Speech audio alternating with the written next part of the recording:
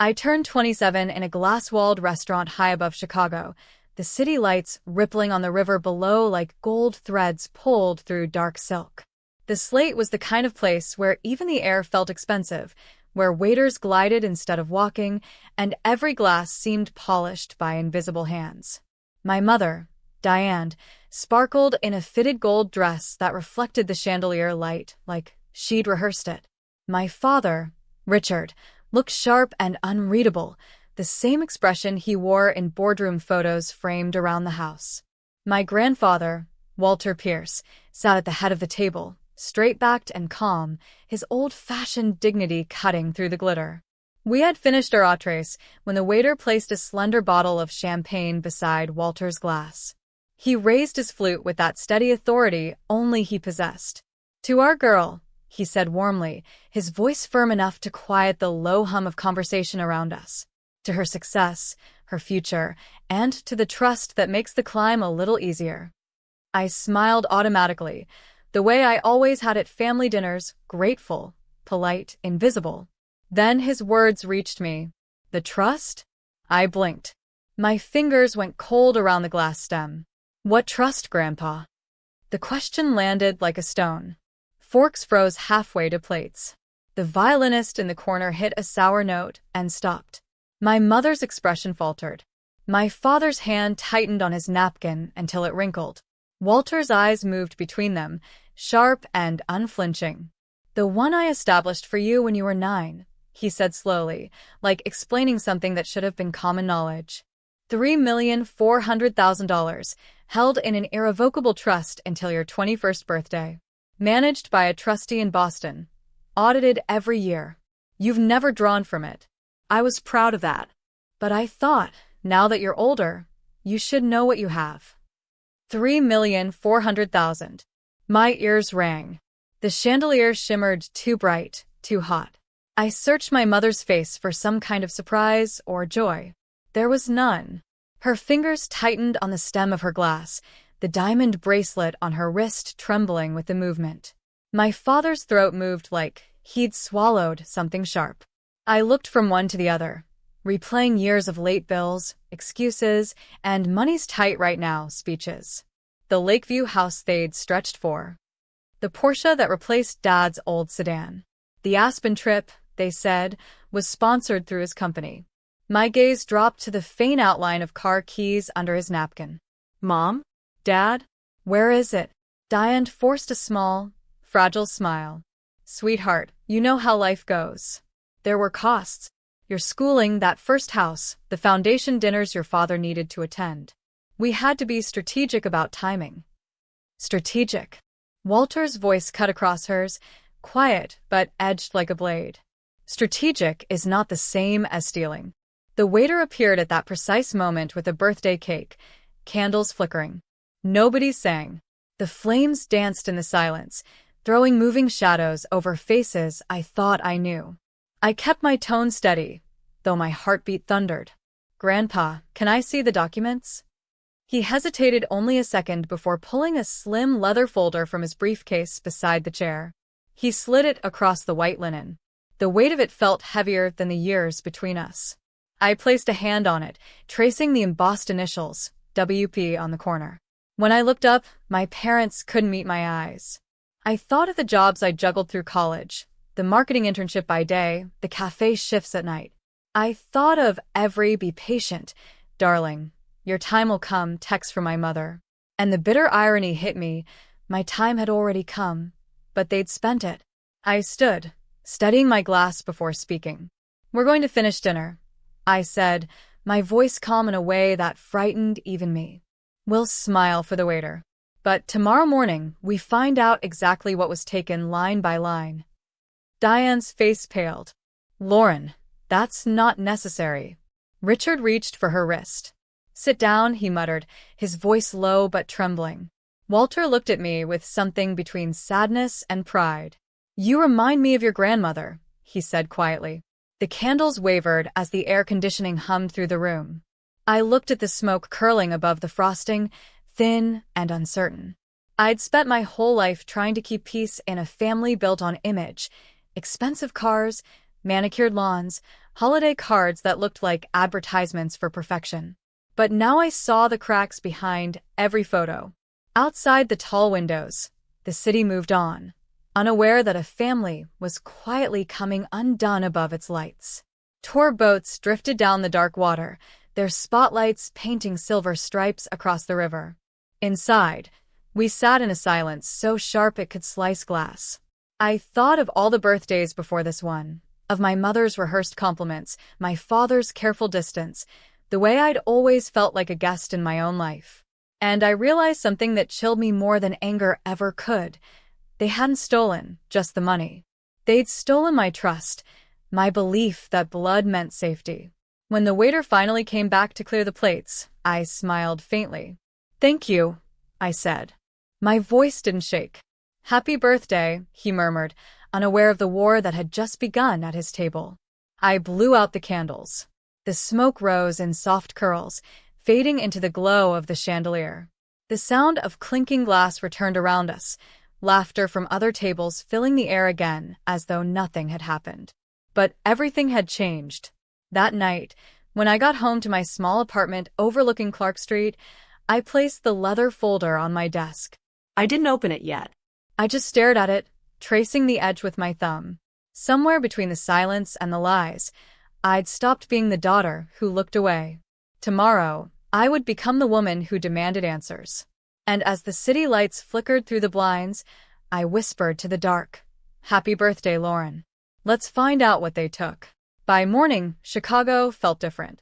The skyline looked sharper, the air colder, as if the whole city knew something had been taken from me and was waiting for my next move. I hadn't slept much at Walter's condo. The leather folder sat on the bedside table like a ghost that refused to leave. Every time I closed my eyes, I saw my parents' faces, pale, stunned, guilty. Walter drove us downtown just after 8. His lawyer's office was tucked into a corner suite overlooking the river, all glass and silence. Abigail Cross was a woman who looked like she had never lost a case in her life. Everything about her, from the dark tailored suit to the precise tone in her voice, spoke of control. "Let's start from the beginning," she said, motioning me to a seat across from her desk. She opened the folder and began to lay out the evidence like surgical instruments. "Here is the original trust. Walter Pierce Irrevocable Trust for the benefit of Lauren Pierce. Here is the appointment of the trustee, a firm in Boston. Here are 6 years of statements, and here," she paused, "are the transfers that never should have happened." She turned the page toward me. Rows of numbers. I had always been good with figures, but these made my stomach twist. A wire for $850,000, dated 2 weeks after my 21st birthday. A cashier's check to an LLC I didn't recognize, until Abigail pointed out the matching deed for my parents' Lincoln Park house. A $210,000 payment to a dealership in Naperville, the same month my father came home with a company lease Porsche. A transfer to a yacht club in Florida. A remodel invoice for a marble kitchen I never cooked in. A purchase from a luxury watch shop on Oak Street. And then one final entry, written in tidy black type. £180,000 wired to a London escrow account labeled Family Relocation. "Relocation," I whispered. "To where exactly?" Abigail reached for another file. "To here," she said, sliding a photograph across the table, a sleek white townhouse on a narrow street lined with iron railings. "Mayfair, London. Owned under a shell company called Rosewind Holdings. The contact on the realtor's file is your mother. The deposit cleared 3 weeks ago. The closing is in 10 days. 10 days. They were going to disappear." Walter's jaw tightened. "They won't run," he said quietly. "Not this time." Abigail's voice never rose above calm. "We'll make sure of that. I'll file an emergency motion today for a temporary restraining order to freeze all major assets, houses, cars, accounts. We'll record a lease pendens on the Lincoln Park property, so it can't be sold or refinanced. I'll also notify the trustee in Boston and retain a forensic accountant in New York, Marcus Hale. He's very good at finding money that thinks it can hide." Her efficiency steadied me. For months, I'd lived thinking I was powerless, barely scraping rent, saving coins while they drank vintage champagne. But here, in this quiet office above the gray water, I realized they weren't untouchable. After signing a few documents, Walter and I left to walk the short distance to the courthouse. The wind off the river cut through my coat, but I barely felt it. Abigail stayed behind to prepare filings. The city hummed around us, taxis, trains, morning traffic, but I moved through it like a different person. Every brick, every light felt like a piece of evidence waiting to be read. By the time we returned that afternoon, the motion was filed. Abigail handed me copies stamped with a court seal. "You'll get confirmation of the freeze by tonight," she said. "By morning, your parents won't be able to move a cent." I stared down at the papers. The lines of text felt like armor. Afterward, I asked Walter to drive past the Lincoln Park house. We parked across the street. It looked exactly as it always had: black shutters, white trim, manicured boxwoods, but it felt foreign now, like a museum display. Through the wide windows, I could see a cleaning crew inside. The rooms looked staged for a sale. The pantry was labeled. The counters gleamed. And in the garage, the space where the Porsche had been sat like a missing tooth. I remembered the day they'd moved in. My mother had called it her dream home. She'd insisted it was all smart investing. I'd believed her. Now I saw it for what it was, bought with stolen money and polished with lies. Back at the office, Abigail passed me a pen. "We'll need your signature on the affidavit." I wrote my name slowly, deliberately, feeling the weight of every letter. That night, when Abigail called the trustee in Boston, I listened from across the room. The woman on the other end sounded professional until she pulled up the account records. Then her voice cracked. "This is not a clerical issue," she said firmly. "This is fraud. We'll cooperate fully." When the call ended, I stepped outside. The sun was setting over the river, turning the water the color of steel. The air bit my cheeks, but it felt clean, honest. I counted the hours since my birthday dinner. Barely 20. 20 hours, and the foundation of my life had shifted completely. Freedom, I thought, wasn't always about walking away. Sometimes it was about closing doors and locking them behind you. That evening, Walter poured 2 cups of tea at his condo, overlooking the lake. "You did well today," he said quietly. "I didn't think I'd feel so calm," I admitted. "That's what truth does," he said. "It steadies your hands." He told me about his own father, a banker who lost everything in a bad deal but refused to take what wasn't his. "He used to keep promises like coins in his pocket," Walter said. "If he gave his word, he kept it. And if someone broke theirs, he made sure it found its way back." I smiled faintly. "You think this will find its way back?" He nodded. "It already has." Outside, the city lights reflected on the water. Somewhere across town, I imagined my parents packing suitcases, stuffing guilt between silk blouses and cufflinks. Maybe they still believed they could outrun consequences. Maybe they thought they could buy silence with the same money they stole. I turned from the window, watching Walter rinse our cups. "Tomorrow," I said, "we start counting everything." He looked up, meeting my eyes. "Tomorrow," he agreed. I didn't know then how deep the deception ran, or how public it would become. But as I stood there in the soft hum of the condo, the folder of evidence safe on the counter, I finally felt something I hadn't felt in years. Control. And I swore to myself, whatever it took, however long it took, I would get back not just the money, but every piece of myself they'd tried to spend. Marcus Hale was nothing like I expected. He wasn't loud or smug or the kind of man who tried to make you feel small with jargon. He spoke softly, like numbers were his language, and the rest of us were just trying to keep up. When he arrived at Abigail's office that morning, he carried nothing but a slim briefcase and a coffee cup already half empty. He shook my hand once, briefly, and said, "We'll find it all." Then he opened his laptop and began peeling apart my parents' world. The conference room smelled faintly of printer ink and burnt coffee. 2 monitors glowed in the corner, each displaying endless columns of transactions. Marcus's pen clicked rhythmically as he drew lines between accounts, dates, and vendors. It was strange watching my life unfold as a trail of digits. "Here's the original corpus," he said. 3.4 million principal, plus compounded annual growth.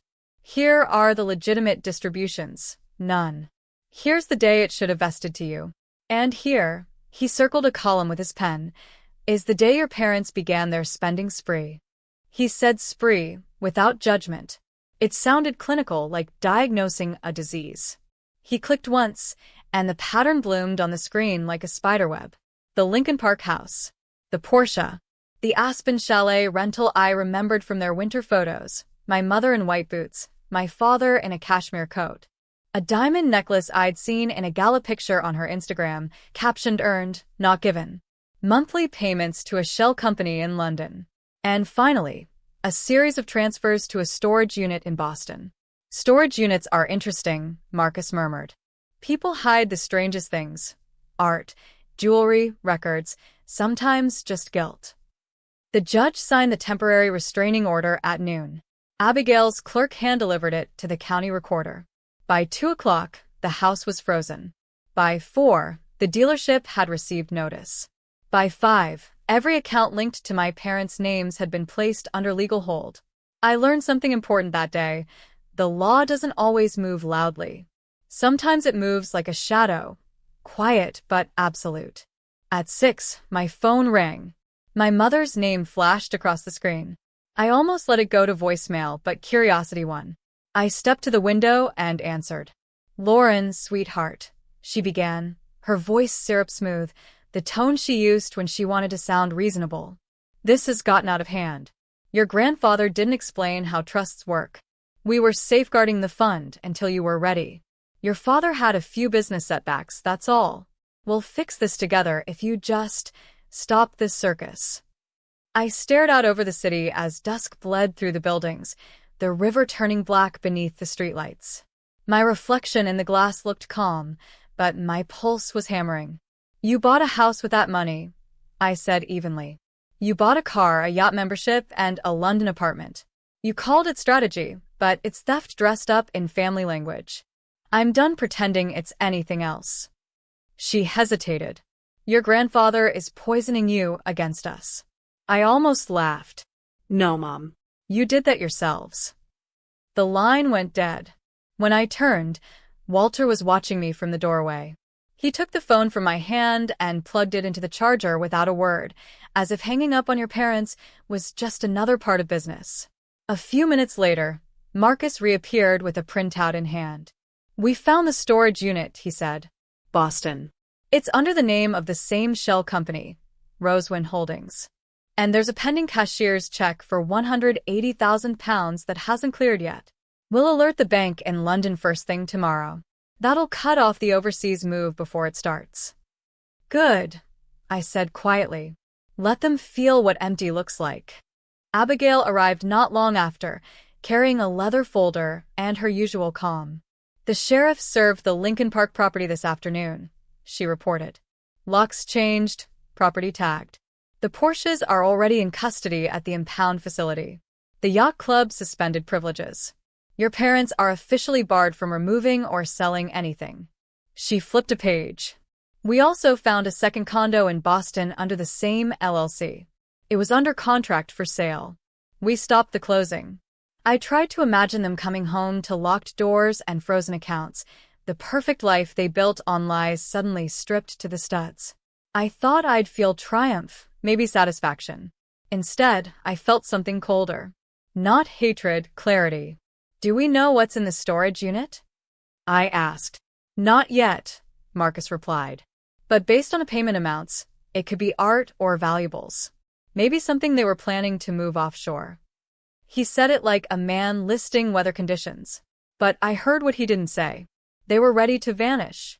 By the time evening settled over the lake, Abigail and Marcus had gone. The office was quiet except for the low hum of the city below. Walter poured soup into 2 bowls and joined me at the small table near the window. Your mother called me too, he said, his spoon clinking softly. She asked me to make you stop. I told her you finally learned what it means to be a Pierce. I smiled faintly. And what does that mean? It means you keep your word, even when it hurts. Outside, the lake moved under the clouds, dark and endless. I rested my forehead against the glass, watching the faint reflection of Walter beside me. He looked tired, but peaceful. "Do you think they'll ever understand?" I asked. He took a long sip of tea before answering. "They don't need to. Some people only understand when the door closes behind them." I looked out again, and for the first time, the city didn't feel like a cage. It felt like proof that you can lose everything false and still stand taller than before. That night, as I drifted off on the couch in Walter's guest room, I thought about courage. It wasn't the fiery kind that storms into courtrooms or shouts for justice. It was quieter. It filled out forms, signed affidavits, answered calls without crying, and waited for the sound of consequences knocking on doors that used to be yours. The kind that doesn't roar, but endures. The courtroom smelled faintly of old wood and paper, that dry scent of lives reduced to files. The morning light slanted through tall windows, landing on polished benches and nervous faces. My parents sat at the respondent table, close but not touching.